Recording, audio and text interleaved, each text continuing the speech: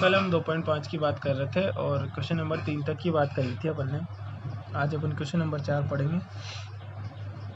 कल भी मैंने बताया था कि इस पूरी प्रश्नावली के अंदर सिर्फ 2 ही तरह के क्वेश्चन बनेंगे। एक तो आएगा प्रसार कीजिए और एक आएगा गुणनखंड कीजिए।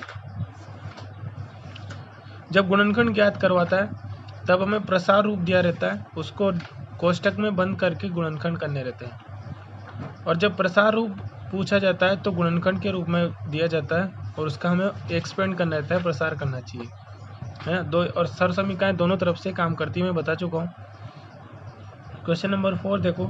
क्वेश्चन नंबर 4 है x plus 2y plus 4z और इसका क्या दे रखा है, स्क्वायर दे रखा है। और लिखा क्या है कि प्रसार, प्रत्येक का प्रसार कीजिए, लिखा हुआ है साफ।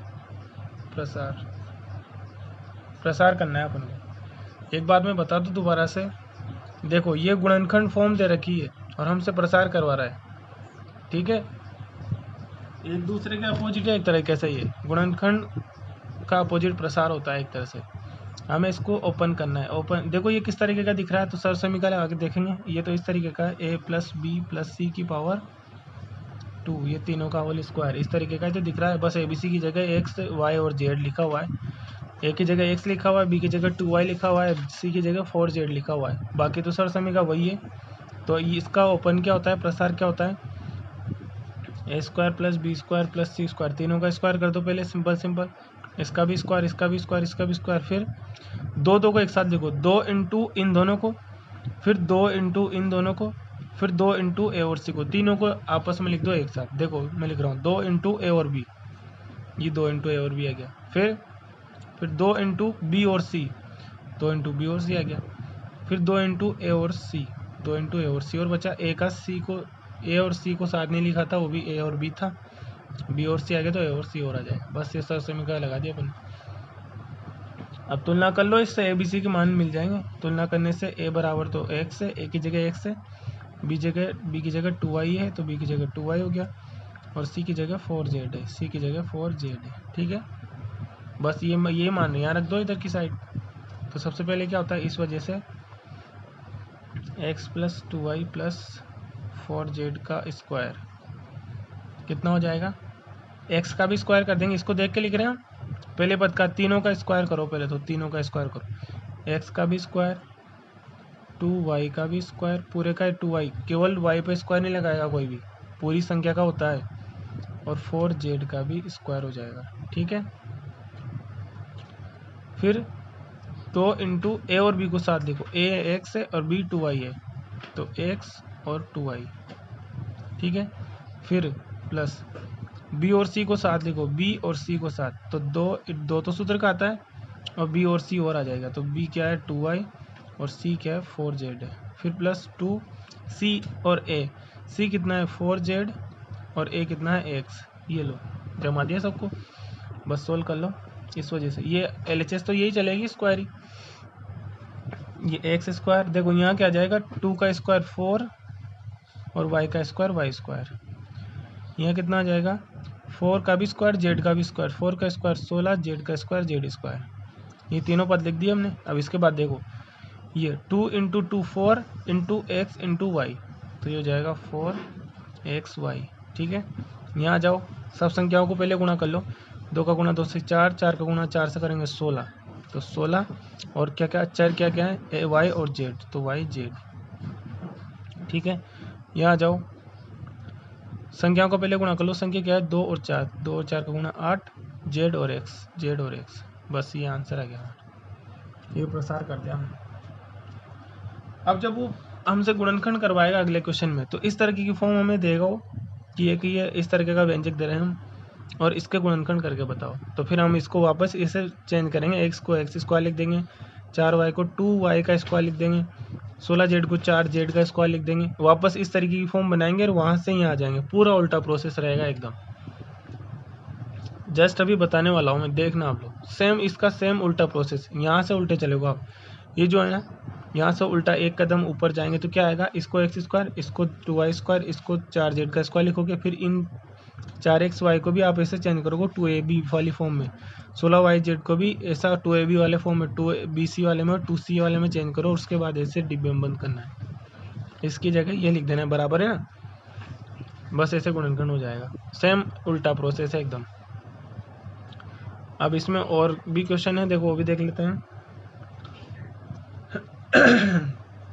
बहुत से लोग ये माइनस वालों से डरते हैं, ये माइनस वाला सवाल बता रहा हूँ मैं, देखो है ना 3a वाला है ना, और इसमें थोड़ा बड़ा पेज चाहिए होगा तो मैं इसको ऐसे लिखता हूँ यहाँ पे।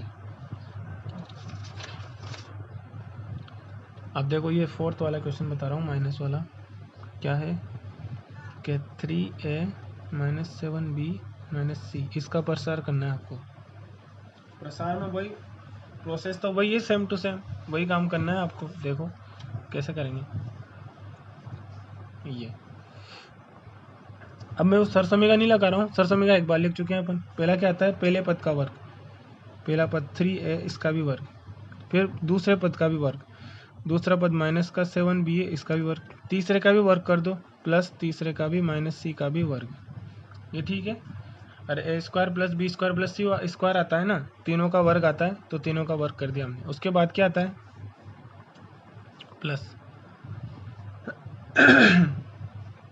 2 इंटू ए बी, ए कौन है 3a है और b कितना है -7b, तो 3a इंटू -7b, फिर 2ab प्लस 2bc, तो 2 दूसरे कलर से नहीं कुछ है, 2bc, b क्या है -7b और c क्या है माइनस का c, ये minus c, plus 2ca, c कितना है माइनस का c और a कितना है 2 है, सॉरी 3 है, ये 3 है।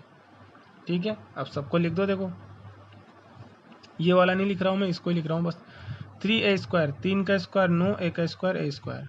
ठीक है, -7b, ये देखो प्लस का ही हो जाएगा, ये वाला प्लस का हो जाएगा क्योंकि माइनस की संख्या का वर्ग कर रहे हैं अपन, तो प्लस के 49 और b स्क्वायर, फिर प्लस प्लस, ये भी c स्क्वायर प्लस का हो जाएगा।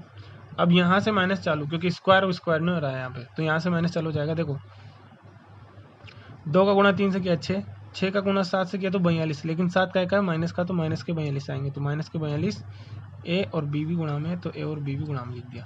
फिर यहाँ आ जाओ, देखो माइनस और माइनस प्लस हो गया, ये माइनस माइनस प्लस, और 2 का गुणा 7 से किया तो 14, और उसका गुणा सी से और करना है, तो प्लस 14 बी और सी, ये बी और सी।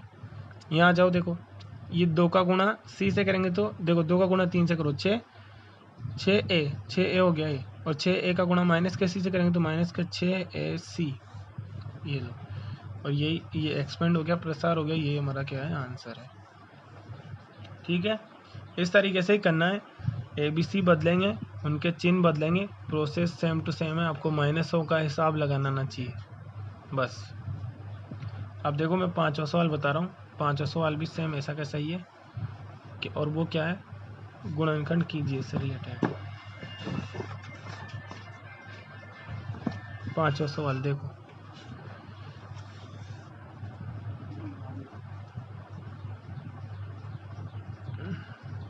गुणनखंड कीजिए। ठीक है, ये 5वां सवाल है।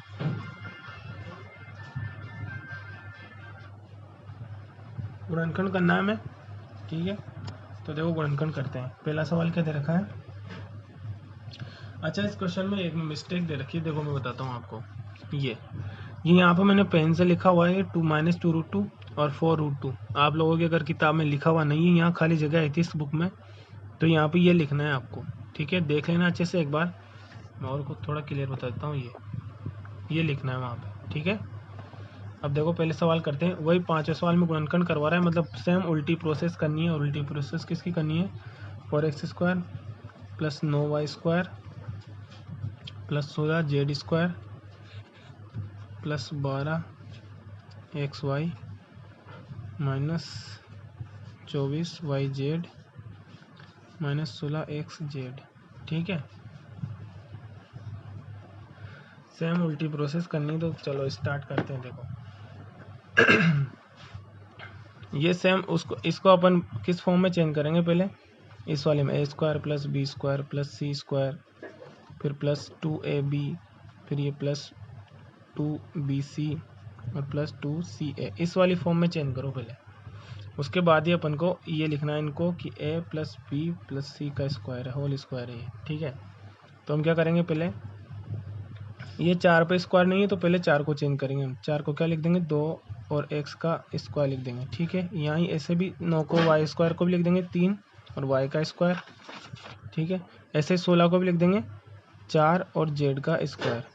अब देखो इन तीनों में से ये 2y 3y और 4z, इन तीनों में से एक ना एक तो माइनस है, क्योंकि तभी तो आगे के पद माइनस आए हैं। ये देखो 2 पद माइनस आए हैं, यहाँ माइनस क्यों नहीं आया, क्योंकि स्क्वायर है, स्क्वायर में तो माइनस हट जाता है ना, इस वजह से यहाँ तो माइनस हट गया। देखो इस चीज़ को मैं इधर समझाता हूँ, जो अपन ने यहाँ किया था ये वाला। देखो जब अपन ने इसको सोल्व किया, ये देखो यहाँ माइनस था, माइनस के साथ भी, लेकिन जब अब इसका होल स्क्वायर करके लिखा अपन ने तो 49 भी तो प्लस का ही लिख रखा है। तो एक तरह से ऐसा समझ लो 9y स्क्वायर तो प्लस कर दिया, स्क्वायर कर रखा है इस वजह से।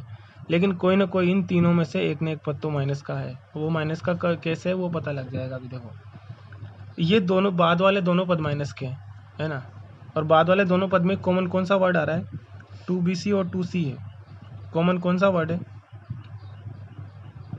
c कॉमन है। देखो दोनों जगह c कॉमन है ना, मतलब इस c की वजह से यहाँ माइनस आया है, c वाले पद की वजह से।